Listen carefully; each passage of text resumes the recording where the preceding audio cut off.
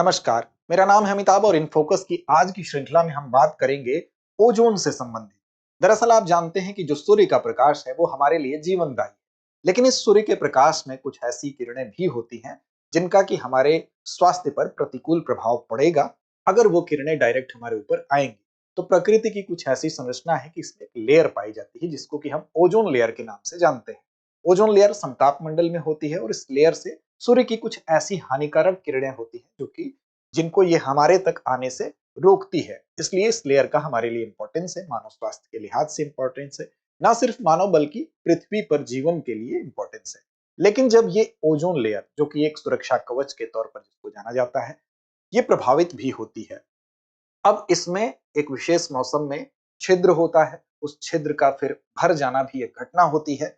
अब इस छिद्र के बारे में सबसे पहले कब पता चला, इस छिद्र को लेकर इस बार वर्ष 2025 की क्या खास बात है, इसी को लेकर आज हम ये बात करने वाले हैं। तो दरअसल घटना ये हुई कि 1 दिसंबर 2025 को जो अंटार्कटिक ओजोन छिद्र है, यानी कि जो अंटार्कटिक के ऊपर ओजोन छिद्र है, वो समय से पहले बंद हो गया। ये हर साल अगस्त से लेकर नवंबर तक की ये घटना होती है। अब उसमें नवंबर दिसंबर तक की ये घटना होती है जिसमें कि पिछले वर्षों की तुलना में अगर कुछ वर्षों का अध्ययन देखा जाए तो कॉपरनिकस नाम की एक जो संस्था है उसने ये जो अध्ययन किया है अपनी रिसर्च रिपोर्ट में उसने ये बताया है, इस बार इस छिद्र का समय से पहले बंद हो जाना एक सकारात्मक और साथ साथ दुर्लभ भी पर्यावरणीय संकेत के रूप में इसको उसने बताया है, इसको देखा जा रहा है। तो आइए देखते हैं पूरी खबर, ओजोन छिद्र बंद, अब क्या इससे संकेत मिलते हैं। तो यूरोपीय पृथ्वी अवलोकन एजेंसी है जिसका नाम क्या है, जिसका नाम आप देख रहे हैं, कॉपरनिकस इसका नाम है। अब इसी एजेंसी ने अंटार्कटिका के ओजोन छिद्र को लेकर यह बताया कि सामान्य से पहले ये छिद्र अगर पूरी तरह से बंद हो रहा है तो ये एक पर्यावरण के लिहाज से न सिर्फ दुर्लभ बल्कि एक सकारात्मक घटना भी है। जबकि जबकि इसी वर्ष अगर आप देखेंगे तो वैश्विक तापमान की बात करें तो वैश्विक तापमान ऊंचा था। पूर्व औद्योगिक स्तर की तुलना में अगर वैश्विक तापमान आपका 1.55 डिग्री सेल्सियस ज्यादा है, उसके बावजूद आपका अगर ओजोन छिद्र समय से पहले बंद हो रहा है तो ये एक दुर्लभ भी घटना है और सकारात्मक भी घटना है। तो इसके क्या निहितार्थ हैं, सभी बातों को समझेंगे। लेकिन सबसे पहले बात कर लेते हैं ओजोन परत। आप जानते हैं कि ओजोन परत जिसको कि O3 यहाँ आप देख रहे हैं इससे डिनोट किया गया है, ये क्या है? तो देखिए यहाँ पर आप देख रहे होंगे स्ट्रेटोस्फीयर में ही इसकी स्थिति है। अब ओजोन लेयर क्या करता है कि सूर्य से आने वाली जो किरणें हैं उसमें से जो यूवी बी और सी जो किरणें होती हैं, जो अल्ट्रावायलेट किरणें होती हैं, उनसे पृथ्वी को बचाने का काम करता है, उसको रोकता है। क्योंकि वो अगर डायरेक्ट आएंगी तो उसका हमारे स्किन कैंसर हो सकता है, मोतियाबिंद जैसी घटनाएं, यानी स्वास्थ्य पर प्रतिकूल प्रभाव पड़ता है। इस तरह से एक सुरक्षा कवच के रूप में इनका काम होता है कि ओजोन लेयर जो होती है इनका बने रहना पृथ्वी के लिए एक सुरक्षा कवच की तरह से ये काम करती है। अगर ये स्वस्थ है, ओजोन लेयर स्वस्थ है, तो पृथ्वी पर स्वास्थ्य बेहतर है। अगर इनकी स्थिति खराब होती है तो इस पृथ्वी पर इसका प्रतिकूल प्रभाव देखा जा सकता है। अब देखिए यहाँ पर क्षोभ मंडल जो होता है, सबसे निचला जो मंडल होता है, उसमें अगर पृथ्वी पर कुछ ऐसे प्रदूषक, यानी कि पृथ्वी से प्रदूषण अगर फैलेगा, उससे निकलने वाली कुछ जो गैसें होंगी, जब उसके अणु जाएंगे और इस लेयर से अभिक्रिया करेंगे, यानी कि रासायनिक अभिक्रिया होगी, तो कुछ ऐसे हानिकारक पदार्थ होते हैं जो कि उस अभिक्रिया के परिणाम स्वरूप इस ओजोन लेयर को हानि पहुंचाने का काम करते हैं। अब इसी की वजह से क्या होता है कि ओजोन लेयर की सांद्रता कम होगी, वो पतला होगा और विशेष मौसम में जैसा कि छिद्र की बात हम कर रहे हैं तो वो छिद्र देखा गया। तो विशेष तौर पर ओजोन लेयर की स्थिति आप समझ गए कहां पर है, तो ये आप देख सकते हैं कि ये ओजोन लेयर आपका 10 से 50 किलोमीटर के बीच में जो स्ट्रेटोस्फीयर होता है कि उसी के बीच में 15 से 30 किलोमीटर के बीच में इसकी स्थिति मानी जाती है। ओजोन लेयर जो है 15 से 30 किलोमीटर के बीच में होता है। अब देखिए सबसे पहले ये समझ लेते हैं कि इसको लेकर अभी मौजूदा जो रिसर्च आई है, जो बात सामने आई है, उसमें क्या कहा गया। ये कहा गया इस वर्ष यानी कि वर्ष 2025 में पिछले 5 वर्षों की तुलना में जो ओजोन लेयर था, यानी कि दक्षिणी ध्रुव में जो ओजोन लेयर की बात की जा रही है, अंटार्कटिका में जो ओजोन छिद्र जो बना था उस छिद्र की बात की जा रही है कि वर्ष 2025 में अगर 5 वर्षों में देखा जाए तो उस छिद्र का जो विस्तार था वो विस्तार सबसे कम देखा गया है। वर्ष 2024 में भी इसका विस्तार कम देखा गया था, यानी कि ये जो छिद्र है वो छोटा दिखाई पड़ा था, लेकिन 2025 में इन 5 वर्षों में सबसे छोटा दिखाई दिया है। तो ये कहा गया है कि वर्ष 2025 में अगर आप देखें तो 21 से 24 के बीच में जो उसका औसत आकार था वो था 25 मिलियन वर्ग किलोमीटर, यानी वर्ष 2021 से लेकर 24 के बीच में जो इसका औसत आकार था वो कितना था, 25 वर्ग 25 मिलियन वर्ग किलोमीटर, याद रखिएगा 25 मिलियन वर्ग किलोमीटर था। अब वर्ष 2025 की अगर बात यहां पर की जाए तो यहां पर कहा गया है कि 21 मिलियन वर्ग किलोमीटर जो है इसका आकार है, यानी कि 21 से 24 के बीच में जो औसत है वर्ष 2025 में, उससे इसका आकार भी छोटा दिखाई दिया है। जबकि वैश्विक तापमान अगर आप देखेंगे वर्ष 2025 में तो पूर्व औद्योगिक स्तर की तुलना में 1.55 डिग्री सेल्सियस ज्यादा है। तो तापमान बढ़ने के बावजूद इसका मतलब कि कुछ ऐसे हानिकारक तत्व जो कि पर्यावरण में मुक्त हो रहे थे उनको रोकने में सफलता मिली है, ये इस बात का निष्कर्ष है। अब देखिए वर्ष 2006 की अगर बात करें तो ओजोन छिद्र का जो विस्तार था वो सर्वाधिक था, 29 मिलियन वर्ग किलोमीटर 2006 में इसका आकार था।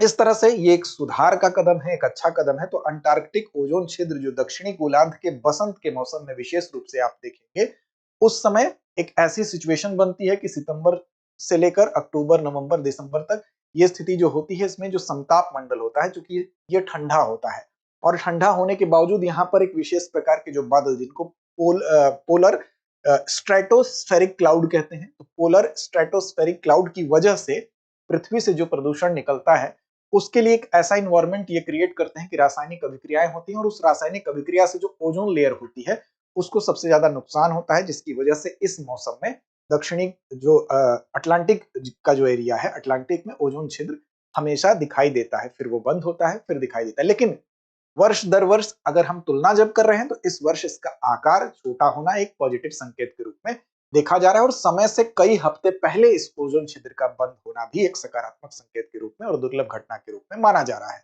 तो ओजोन परत जो कि 15 से 30 किलोमीटर ऊपर समताप मंडल में स्थित है, पराबैंगनी विकिरण से हमारी रक्षा करती है। क्षयकारी पदार्थ जो होते हैं यानी कि ओडीएस जिसको कहते हैं, ओजोन क्षयकारी पदार्थ, यानी कि ओजोन डिप्लीटिंग जो सब्सटेंसेस होते हैं उनकी वजह से इसको नुकसान पहुंचता है। अब देखिए इसमें कुछ ऐसे तत्व होते हैं जिसे विशेष रूप से दो नाम आपको याद रखना है। ओजोन परतों को नुकसान पहुंचाने के अगर आप देखेंगे तो उसमें दो चीजें बहुत ज्यादा जब इसमें जिम्मेदार होती हैं। एक तो होता है क्लोरीन और दूसरा क्या होता है, क्लोरीन के अलावा एक होता है ब्रोमीन। अब क्लोरीन और ब्रोमीन ये दोनों क्या करते हैं, अगर ये इसके अणु जाएंगे तो O3 को जब अभिक्रिया होगी तो O2 में कन्वर्ट कर देते हैं, यानी कि उसकी सांद्रता को कम कर देते हैं जिससे कि लेयर बहुत पतली हो जाती है और फिर धीरे धीरे अगर ये अभिक्रिया ज्यादा हुई तो वो ओजोन छिद्र आपको दिखाई देने लगता है।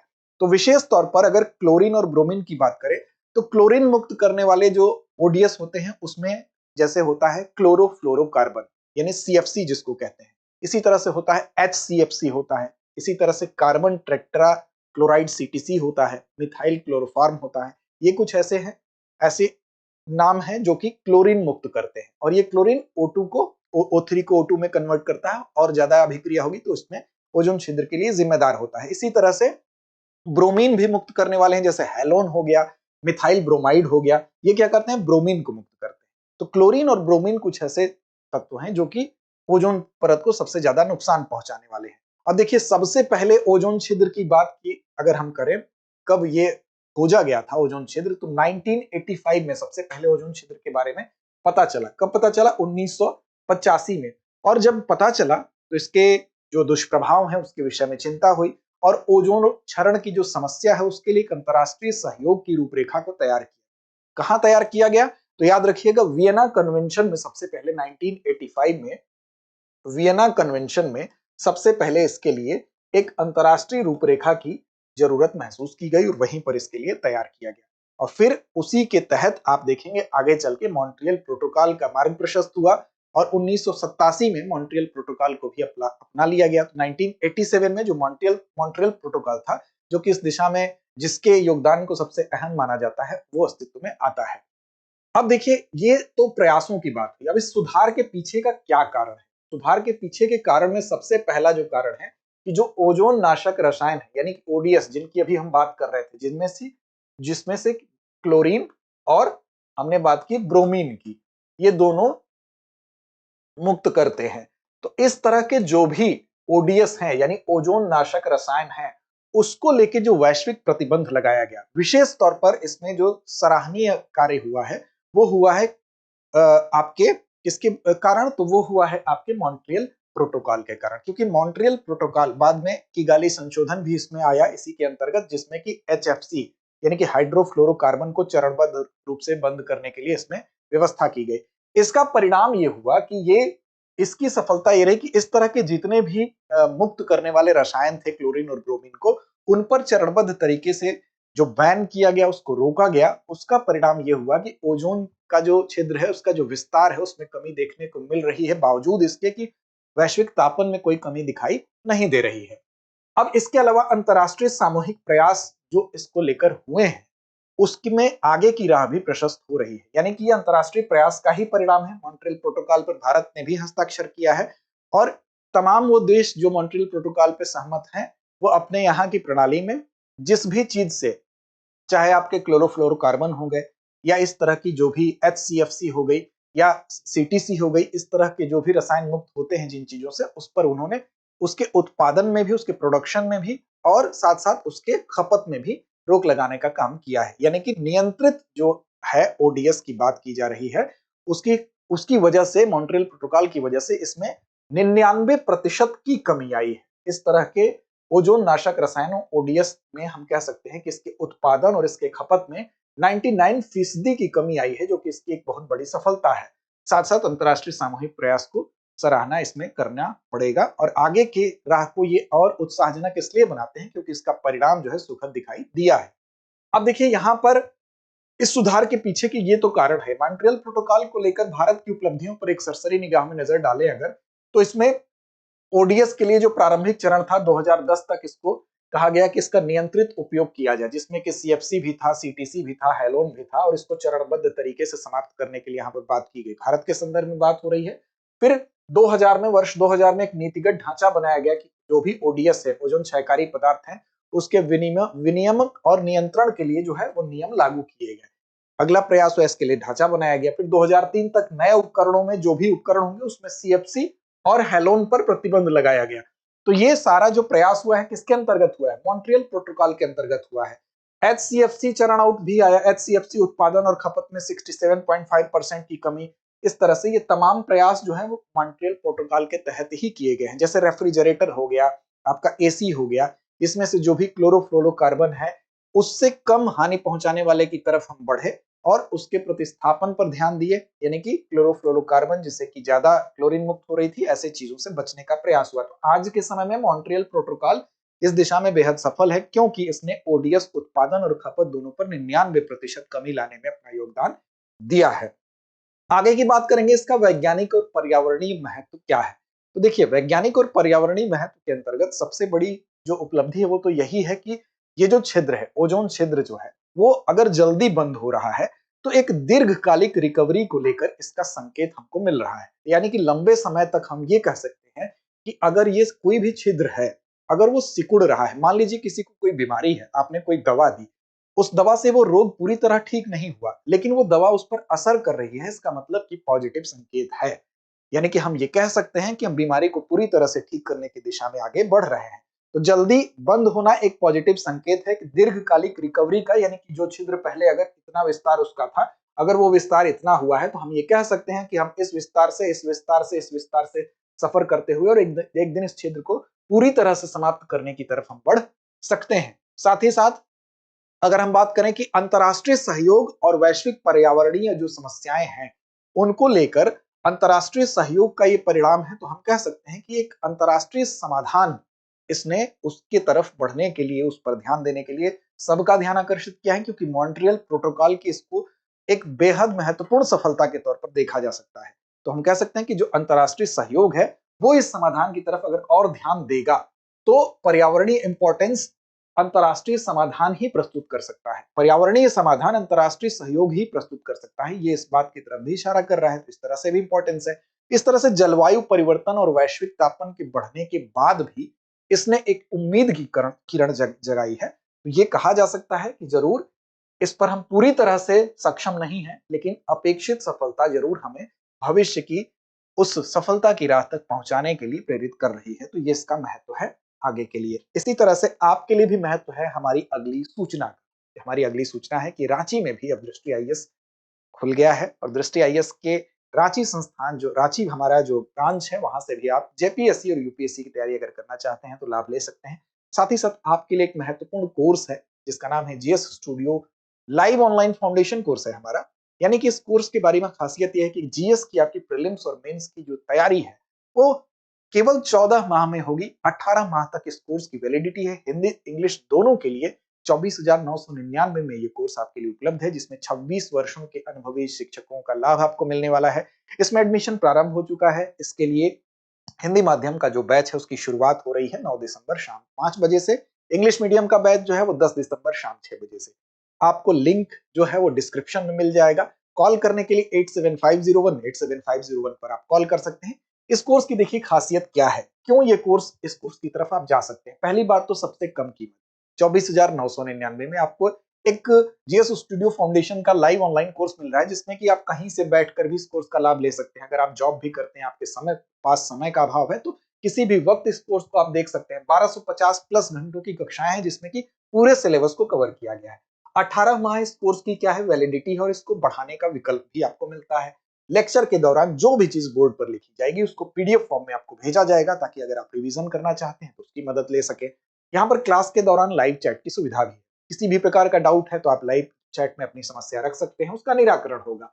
18 क्लास टेस्ट प्रीलिम्स और मेंस के आपको देने को मिलेंगे। टेस्ट के माध्यम से आप अपने आप को चेक करेंगे, अपनी तैयारी को देखेंगे, और उसमें आपको धार मिलेगी। प्रिंटेड क्लास नोट्स जो है 10 कलर्ड जीएस बुकलेट्स के साथ आपको उपलब्ध कराए जाएंगे। और सबसे इंपॉर्टेंट सेक्शन होता है यूपीएससी की तैयारी में, वो होता है करंट अफेयर्स का। तो उसकी तो टेंशन आपको लेनी ही नहीं है, क्योंकि 2 वर्षों के करंट अफेयर्स का आपको एक्सेस दिया जा रहा है। साथ ही साथ आपको जो करंट अफेयर्स की मासिक पीडीएफ संग्रह जो है वो 24 माह की उपलब्ध कराई जा रही है।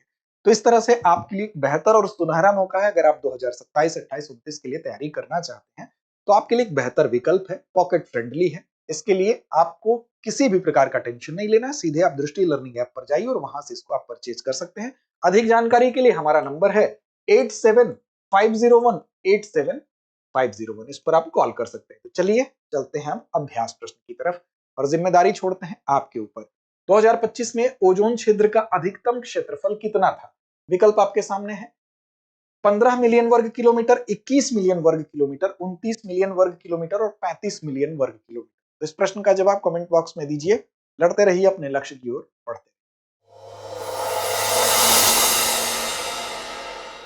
अब एग्जाम की तैयारी को और बेहतर करने के लिए हमारे चैनल को लाइक, शेयर और सब्सक्राइब करना ना भूलें।